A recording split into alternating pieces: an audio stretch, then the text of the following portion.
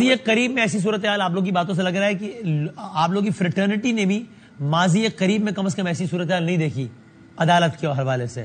نہیں، اب صورتحال دیکھیں نا، کوئی جس طرح وہ کہتے ہیں یہ باہر کا ماحول بڑا ٹینس ہے جی، ایک بندہ، اب چیف صاحب کو چاہیے کہ بھائی فل کورٹ بنا دیں، اگر وہ سارے کہتے ہیں تو پوری باریں کہہ رہی ہیں. اب دیکھیں نا، جو بھی ڈیسیژن آتا ہے ارریسپیکٹو آف، اگر سپریم کورٹ کے فل کورٹ جو بھی ڈیسیژن کرتی، کسی پارٹی کا میرے خیال میں اعتراض نہیں ہوگا، کسی بندے کا اعتراض نہیں ہوگا، اس میں جو بھی جج بیرسٹر صاحب ذرا کچھ لمحے پلیز میرے ساتھ رہیے. اظہر صدیق صاحب، آپ کیا لگتا ہے کہ یہ سارا جو گنجلک صورتحال ہے اس کا ایک بہتر حل ہے کہ فل کورٹ آ جائے گا تو ایک زیادہ ایک کیا کہتے ہیں سب کا انٹلیکٹ آ جائے گا اس میں اور چیزیں یہ بہتر طریقے سے آگے بڑھیں گی؟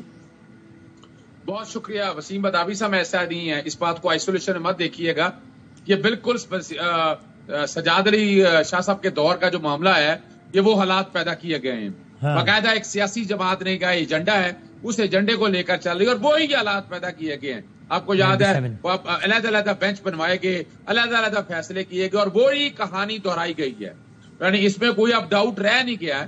فیصلے کی ٹائمنگ دیکھیں، یعنی اس فیصلے کی 15 کو تھا یا آج ہی کیوں آیا ہے؟ جدون صاحب یہ کہہ رہے ہیں، میں بھی پوچھنا تھا کہ میں نے یہ کون، یعنی گورنمنٹ یہ کام کس طریقے سے کر رہی ہے ایگزیکٹلی؟ میں کوئی مشکل کام نہیں سمجھنے کے لیے، یہ مکینک سمجھنے کے لیے کوئی مشکل کام نہیں ہے. مریم نواز نے، مریم صفدر نے کل جب دو ممبر بینچ کا فیصلہ آیا تھا، اختلافی نوٹ آیا تھا، اس میں اس وقت کہہ دیا تھا کہ میرا بیان نہیں آئی، میں یہ جو کہ پولیٹیکل باتیں یہ پولیٹیسائز کر دیا گیا ہے اور ہماری عدلیہ کو تقسیم کرنے کی بہت بڑی سازش ہو رہی ہے. اب آتے ہیں اصل حالات کی طرف. میں نے وہ ججمنٹ ساری دیکھی ہے، یہ تقریباً ججمنٹ ہے جو یعنی اظہر صاحب وہ تو بہت سارے فیصلے آتے ہیں نا سپریم کورٹ کے، جس کے بارے میں خان صاحب بھی کہتے ہیں کہ بالکل بہترین فیصلہ ہے، یہ حق کی فتح ہے، انصاف کی فتح ہے، تو اس کو اس سے تعبیر کرنا ٹھیک ہے کہ بھائی یہ جج کو ملائن کر دیا یا ججز کو اپنا بیانیہ کہہ دیا ججز کے بعد؟ دیکھیں وسیم بداوی صاحب، تاریخ دیکھنی ہے کہ کون سی سیاسی جماعت کی تاریخ اس طرح کے کاموں سے بھری ہوئی ہے، اس میں کوئی ڈاؤٹ نہیں ہے. آپ بہرحال چھوڑیں، میں اس بات میں نہیں آنا چاہتا. 9 صفحوں کا فیصلہ ہے اور ساری اکیڈمک گفتگو ہے. یعنی اس سے پہلے آج تک جتنے از خود نوٹس ہوئے ہیں سارے کلعدم ہو گئے. یعنی سوچا جائے اتنے بڑے بڑے فیصلے ہوئے ہیں پاکستانی تاریخ کے، اتنے بڑے بڑے فیصلے ہوئے ہیں اور آپ بات کر رہے ہیں لارجر بینچ کی. تو جسٹس قاضی فائز صاحب کو نہیں چاہیے تھا کہ لارجر بینچ بنا دیتا، یہ بھی بھیج دیتا فل کورٹ کے سامنے اور وہاں بیٹھ کے ڈیسائیڈ ہو جاتا under which authority and jurisdiction justice قاضی فائز صاحب نے یہ فیصلہ کیا ہے یا 2 ممبر بینچ نے کیا ہے. اور دیکھیں ہمیں بات آنی چاہیے حقائق کی طرف. یہ جو لڑائی پولیٹیکل بنا دی گئی ہے نا، اور ٹائمنگ دیکھیں. دوسری طرف گورنمنٹ نے کیا کیا ہے، وہ میں بڑا حیران ہو رہا ہوں. اب اسٹوڈنٹ ہیں، قانون کے طالب علم ہیں. آرٹیکل 70 بڑا کلیئر ہے، جو بل پیش کرنا ہے اس بل پیش کرنے کے لیے فیڈرل لیجسلیٹو لسٹ کی انٹری 55 ہے.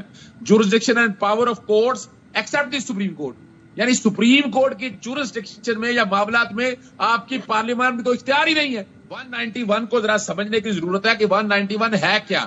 191 کہتا ہے کہ رولز آف پروسیجر بننے ہیں. جسٹس قاضی فائز صاحب نے بھی آخر میں لکھا ہوا ہے 191 کے تحت. تو آپ کی پارلیمان نے اس وقت بیٹھ کے نا آئین کا آرٹیکل 4 جہاں 5 توڑا ہے، وہاں انہوں نے اپنا حلف بھی توڑا ہے.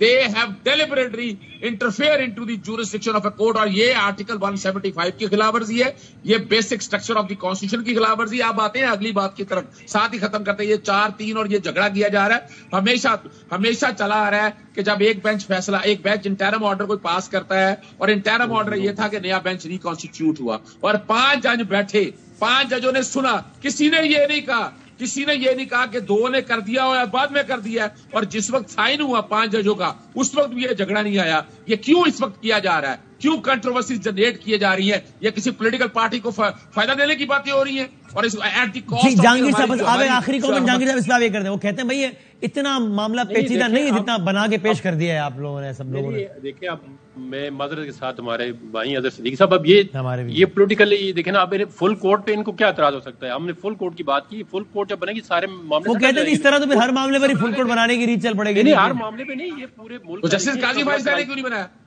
نہیں، اور دیکھیں یہ ملک کا بہت بڑا مسئلہ ہے، کرائسس کریٹ ہوا ہے، جوڈیشل کرائسس. کہتے کہیں نا آپ کہ جسٹس قاضی فائز صاحب کو فل کورٹ بنانا چاہیے تھا، کہیں آپ بھی کہیں، کیوں نہیں کہہ رہے آپ؟ یہ یار بات سنیں نا، 1 منٹ مجھے بات کرنے تھے، اس کے بعد بات کریں آپ. کمال ہو گیا.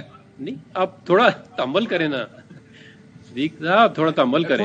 اب دیکھیں آپ تو نہیں ہوتا، جو بات ہے آپ کریں. وہاں کہنے فل کورٹ بنا ہے، یہاں کیوں نہ فل کورٹ بنتا؟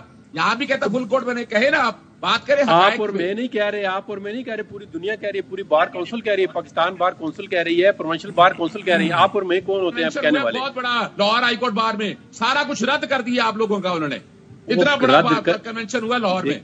یہ دیکھیں نا, یہ اس طرح کے لوگ پولیٹیکل پولرائزیشن کریٹ کرتے ہیں. اب یہ بیلنس بھئی آپ کا سیاسی جماعت سے تعلق ہے, آپ کو اس بنیاد پہ ایڈوکیٹ جنرل بنایا گیا اسلام آباد, اس میں کیا ڈاؤٹ ہے؟ تو میں اپنی پوسٹ پہ کوئی سیاست تو نہیں کر رہا, میں تو میرٹ پہ بات کر رہا ہوں. سیاست ہی کر رہے ہیں نا, آپ کی سیاسی جماعت کا مسئلہ ہے. مسلم لیگ نون یہ سارا کچھ کر رہی ہے, آپ اس کو ریپرزینٹ کرتے ہیں, اس میں ایسی کیا بات ہے؟ میں اسٹیٹ کو, فیڈریشن کو ریپرزینٹ کرتا ہوں, نون لیگ کو پریزنٹ نہیں کرتا. آپ دیکھو, آپ وکیل ہیں, آپ کو اتنی بھی نہیں پتا اتنی چیزوں کا. نہیں, میں آپ کیا بتا رہا ہوں, میں کہہ رہا ہوں آپ یہ کہیں کہ فل کورٹ, آپ یہ تو نہیں کہہ سکتے نا کہ وہاں فل کورٹ بننا چاہیے, یہاں نہیں فل کورٹ بننا چاہیے. میں کہتا ہوں جو بھی یہاں بھی جسٹس قاضی بھائی صاحب کو فیصلہ نہیں کرنا چاہیے تھا, انہیں فل کورٹ میں بھیجا تھا. وہ کیا مسئلہ ہے آپ لوگوں کا؟ اب بات سنیں نا, جو بھی مسئلہ ہے کنسٹیٹیوشن کا, اگر وہ ڈسپیوٹ پیدا کرتا ہے سپریم کورٹ کے اندر, ججوں کے اندر, اس کو فل کورٹ بیٹھنا چاہیے. آپ بھی کہیں, میں بھی کہہ رہا ہوں. آپ اس پہ ایگری کیوں نہیں ہوتے کہ جو بھی یہ قاضی فیصلے والا, میں نے پہلے کہا ہے کہ یہ فیصلہ بھی فل کورٹ کے اندر رکھیں. میں نے تو پہلے, آپ نے بات سنی نہیں ہے میرے خیال میں نے سب سے پہلے کہا ہے کہ آج کا جو فیصلہ ہے اس نے اور کنٹروورسی کریٹ کر دی ہے, اور اس کے یہ فیصلہ بھی فل کورٹ کے اندر جانا چاہیے. فل کورٹ بیٹھ کے تمام مسئلوں کا حل ڈھونڈے اور حل کریں. صاحب آپ تسلی ہو گئی آپ کی, وہ کہہ رہے ہیں بھائی, وہ تو کریں بالکل, وہ کہہ رہے ہیں جو بھی چیز اس پہ یہ بھی تقاضا کرتے ہیں اس کو امپلیمنٹ نہیں ہونا چاہیے جب تک فل کورٹ نہ بنے. میں یہ تقاضا کر رہا ہوں, یہ تو امپلیمنٹ کس طرح ہو سکتا ہے؟ دیکھیں ادھر لارجر بینچ بیٹھا ہوا, ادھر 2 ممبر بینچ ہے, یہ فل کورٹ بنے, اس کے بعد یہ بھی اس میں جائے, سارا کچھ اس میں جائے. میں تو پہلے فرسٹ ٹائم میں نے یہ کہا ہے, آپ نے سنا نہیں ہے میرے خیال میں.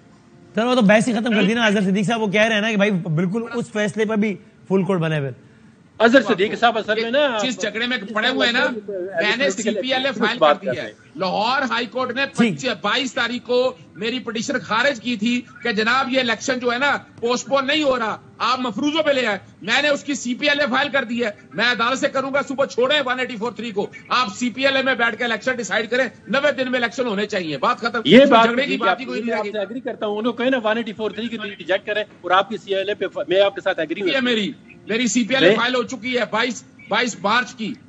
میں آپ کے ساتھ اس پہ ایگری ہوں. آپ کے 184(3) کی جو ریزیکشن نہیں بنتی تھی, جو 4(3) کا فیصلہ ہے وہ صحیح ہے, آپ اس کو چھوڑ کے میری سی پی ایل اے ڈیسائیڈ کریں. جائیں سپریم 184(3) میں جورسڈکشن چل رہی ہے. پوائنٹ آ گیا, ٹھیک ہے, آپ دونوں اپنا پوائنٹ میک کر دیا. Thank you sir. ایک بریک